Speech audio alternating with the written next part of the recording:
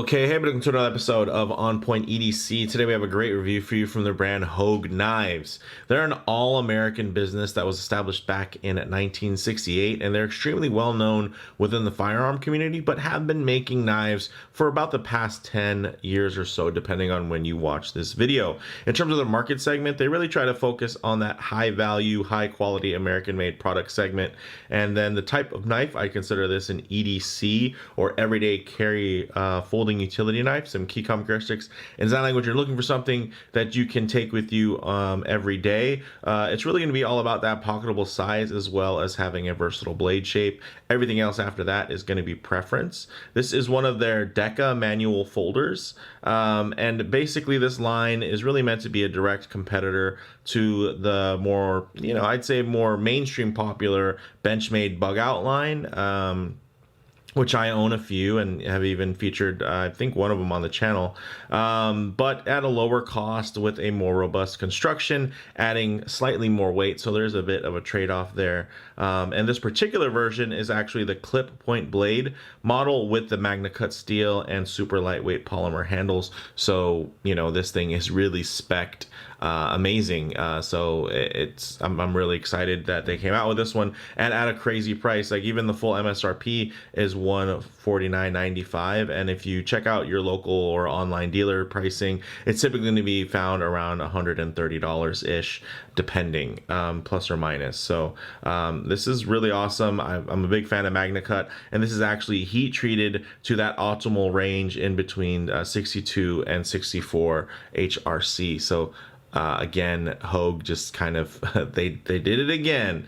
It seems like every model I find out about theirs, I'm kind of blown away why I haven't heard more about them. So with that said, let's go ahead, zoom the camera out, get this piece in hand, and take a closer look. All right, guys, now quick customary wristwatch check before we dive in. I'm actually wearing my Slim Turtle Seiko Pro Specs SPB 317, and it's feels like the right thing here, just because it's a very monochromatic layout, and honestly, it's everything that you need. I do typically like my watches on bracelets, but this one comes on a rubber strap. Not this rubber strap. This is actually a genuine Tropic rubber strap, which I absolutely adore. It's such a great, again, it's utility, but also functionality, which really fit with this. Also, yeah, I typically prefer my knives to have metal handles, typically, either aluminum or titanium.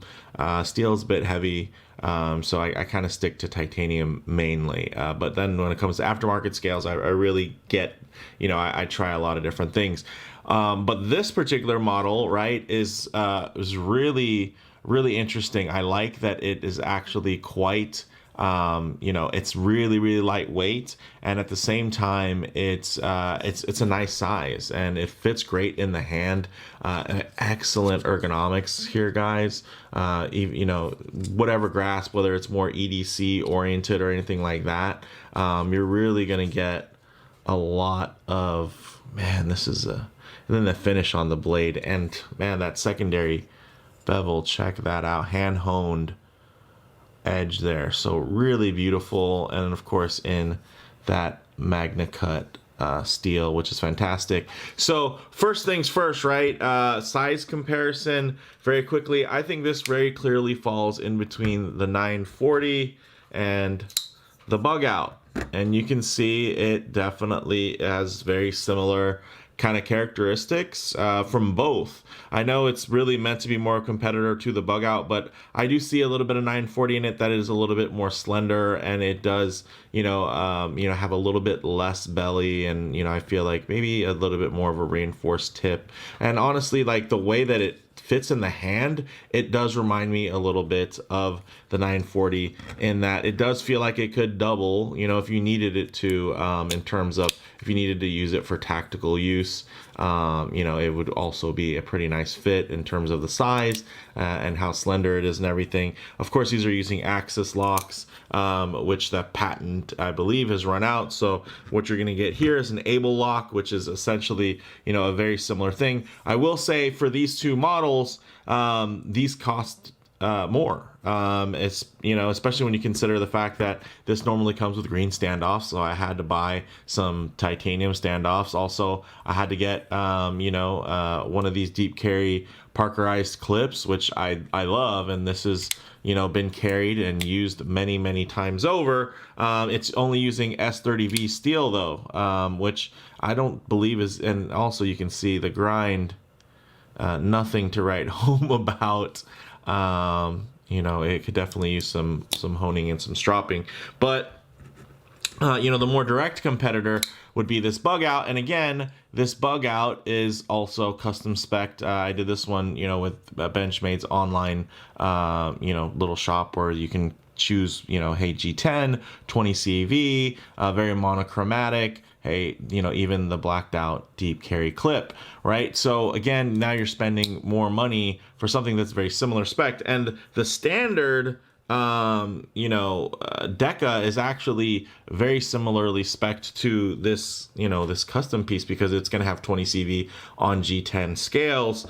This one is going to be a bit lighter, because they went with, really a very utilitarian style, because they did step it up and some differentiation within the line and used this great MagnaCut steel, which is kind of like the new darling in terms of, super steels and what people really like, especially with the right heat treat. This thing really comes to life in terms of, you know, its dynamic properties and retaining an edge and you know, the toughness and everything like that. So very cool. And I'm glad that they offered it in black. You know, it already has a deep carry pocket clip, lightweight scales, which hopefully in the future I will be swapping out with some aftermarket scales as this becomes more popular. But I did want to try it out just because I really like the blade shape as well as the blade steel. And once I saw that it was within that great sweet spot in terms of the heat treating range, I couldn't resist. So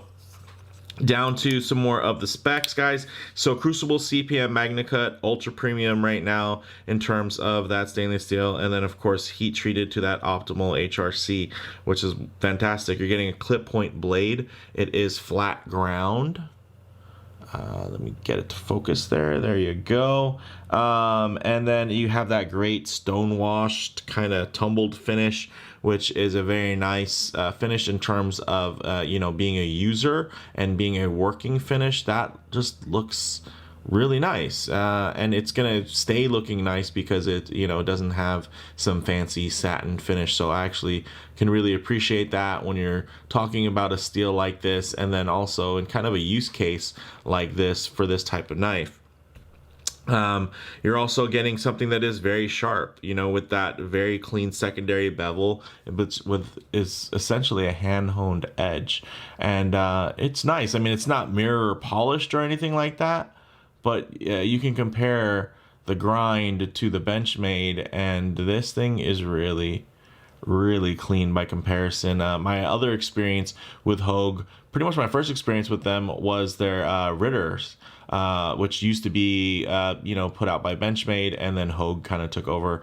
And those edges were absolutely beautiful, even nicer than this one. So really nice from that perspective in terms of those little things that, you know, if you are a knife kind of person, that you can appreciate with this model, which, you know, I can. You're getting, of course, this black polymer handle, and you can see it doesn't have a lot in terms of the metal liners. Let's get it to focus. There we go. So those metal liners inside, they don't go very low down. Pretty much that screw comes down here. So you're going to be getting some bolstering up here, and then down here it's going to be more flexible, even though you can see they do have, you know, the little ridge patterns in there to keep this a little bit, more rigid. But you can squish it if you really were trying to. I would say it's definitely feels more robust than the OEM Bugout, which honestly, like, for those ones, I bought those bug outs to immediately swap them out. You know, or I ordered them custom or ordered a special edition of them that would have, you know, a different handle grip besides their plastic ones, just because they were just a little bit too flimsy for me. And you know, the trade-off in weight here is not bad at all. So the full kind of specs here, 7.5 inches total length, blade length at about 3.25, and then close length at about 4.25, and then the total weight on here is just 2.1 ounces, so just slightly heavier than about the 1.8 that you would find with the Bugout. But this thing is actually still really, really lightweight. I don't think you're going to pick this up and think, oh man, that thing is really hefty. You're going to be like, wow, this is pretty lightweight, almost like a little bit too lightweight, because now it's going to be, in terms of balance, it's going to be very, you know, blade heavy versus the rest, which is another reason why I'd like to swap this out in terms of the scales. But they do have G10 versions, which will have slightly better balance on here. But honestly, the ergonomics and the grip on here is so good that I'm not really too worried about the balance from that perspective. It's not like I'm going to be using this for, you know, some intense wood carving session or anything like that. So I'm not super worried about ergos in general, but it is nice to know that essentially, like, you can really lock everything in. Full 4-finger grip. The jimping is really well placed, and it is, you know, it's sharp enough to where you can get a grip on it, but, you know, not to where it's going to tear anything up, you know, so which is really, really nice. And you can see there's even a little bit of patterning here, so you can get a little bit of extra grip in general on this piece. And I do like this little flat section here. So if I do have it, you know, and a tactical grip, then you know, I feel like my fingers always kind of find this type of, you know, this type of grasp when I do carry a knife that way. So really great in-hand ergonomics. That great action, guys. I mean, great centering. You can see there. Didn't have to play with the pivot at all. Of course, you know, it's going to be very reminiscent to an axis lock from that perspective. So it's going to have a very similar, I would say, a little bit sharper in terms of the engagement here. So if you're using gloves or something like that, this will work really well for you. Because, you know, in comparison to, let's say, the pattern here, you know, this, although there is some grip there for your hand, it's this definitely is more purposeful within that. And, you know, same goes for the jimping that you would find. You know, there's no jimping on the spine, which there's some jimping here, but you do get some jimping back here. You don't get that here, and that's because the jimping is going to be forward of the blade, and I really like the way that feels.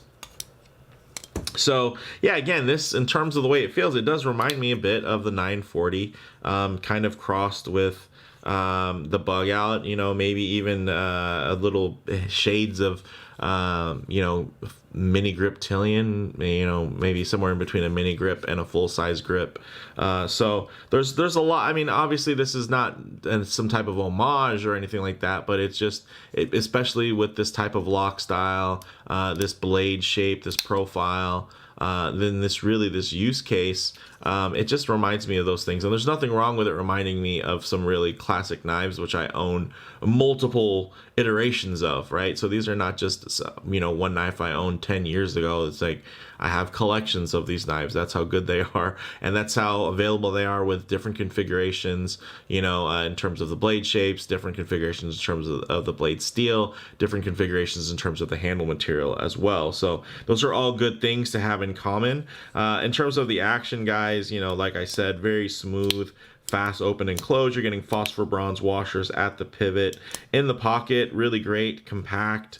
You know, it has that OEM deep carry clip, which is great. And it is very low profile. You can see it even has a slightly darker wash compared to the blade itself. So just one little shade darker. And the nice thing about that is when this is in your pocket, it's not going to stand out. It's not going to look like some big tactical thing. There's no billboarding, you know, shouting at you, hey, this is Hogue.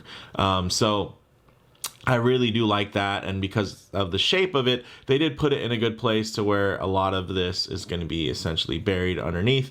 And these portions, when you are trying to draw, whether you are going to use the clip to kind of draw, or if you want to grab the scale, there is some nice little grip here. And then of course you do have holes for lanyard, which I could do without. I don't mind it. I know people love lanyards, but I mean, with something like this, I just feel like, why would you not just tie it to the standoff? Like, that is like a perfect lanyard position. It's like right next to it. So I would just do that if I was the designer. I will say that in terms of the feeling, like in between these little crevices and cracks, compared to the Benchmade, I would say the Benchmade Bugout is going to have slightly less sharp of a feeling. And I mean, don't get me wrong, this isn't like super sharp. It's just, when you think about, like, let's say a Lego, right? It's not like super sharp. You're not cutting anything with it. But, in terms of like having a more of a finished edge feel, I would say that the Bugout does, by comparison, have a slightly more finished edge in terms of that feel. But I will say that when I have it in hand, it's not like I'm feeling any hot spots or anything. So, and that's really just, hey, me running my fingers, along the scales for the purposes of the review. So, yeah, this is nice. And again, in pocket, very similar footprint to, what else is out there within this size range. I do like this size. I typically am kind of that 3-inch blade, 4-inch handle, 7-inch total length. This is a little bit longer than my typical EDC, but it's by no means feels like some big old knife. Like, it definitely is fine, and I don't think it would scare too many people off. And kind of my idea is, the way I think of it is, if I had to cut a balloon string at a birthday party with kids around, would I feel comfortable whipping this knife out to cut that string and not scare people? I would say, yeah, I think I'd be okay. I would definitely not like flick it out or do anything crazy. I would probably do more of a slow kind of roll and cut the string and very promptly put it away, because it does have some of the lines. Again, for me though, I think that looks great. It has a little bit more of a tactical versus more of a tool look to it. So it's nice. I mean, obviously a real tactical blade is going to be a fixed blade, but for a folding knife, I think that this does have a really nice, the ergonomics on it for me are really, really nice. Like, I would actually like for Hogue to make a fixed blade version of this, just because I really, really like the blade shape. I like the jimping. I like the shape here in the hand. So I would be curious to see what this would be like as a fixed blade, and of course with that MagnaCut blade steel. I mean, that's just awesome. So in terms of model variants, this is also available with a Wharncliffe blade shape as well. And I do like Wharncliffe blades, sheep's foots as well, but there's something that's very classic about this nice clip point here. It just plays with certain sensibilities which resonate with me really, really well. And yeah, it normally comes with G10 handle scales paired to a 20 CV blade, which 20 CV is great. It's pretty much the same as Bowler M390. It's just from a different brand essentially than Bowler. It's gonna be from Crucible. So bottom line for me, guys, as spec, this might probably be the ultimate true user knife on the market today. Like, this is so capable. And it has the ergonomics, the price point. It just really has it all. It's light enough to go anywhere. You could throw this in your pack where every ounce counts. If you are out on a hike or you're out overlanding or something like that. And it is tough enough, absolutely, to do anything. And it's at a very accessible price point, and fair, I think, especially considering that it is USA made. I can make it, I will say that the detent on it, like, I can shake it open, without engaging the lock there. So that is something for if some of you guys are very, either you like that or you don't like that. I will say it is something that I do kind of, especially with these types of locks, that I do test out, you know, with every knife, if I can just fling it open. But because of the way the detent is dialed, it means that you can, you know, play with it and you do some spider flicking. And I'm not great at spider flicks, spidey flicks, but you can, you know, deploy it in different ways as well. So that is something. Or, you know, if you really wanted to, you could just one thumb it and, you know, pop it open or whatever you want. For me, I'm just gonna kind of standard. I have other knives that are more fidget friendly, but these types of locks, honestly, if you are out and you're bored and you need something out in the field, you can have a good time with this one. This one will give you plenty of fidget factor, and if you drop it on the floor, you're not going to be you know, too heartbroken either. So with that said, guys, let me know what you think in the comments below. If you like the video, please do it like, and if you haven't already, please subscribe for more content just like this. Thanks, guys.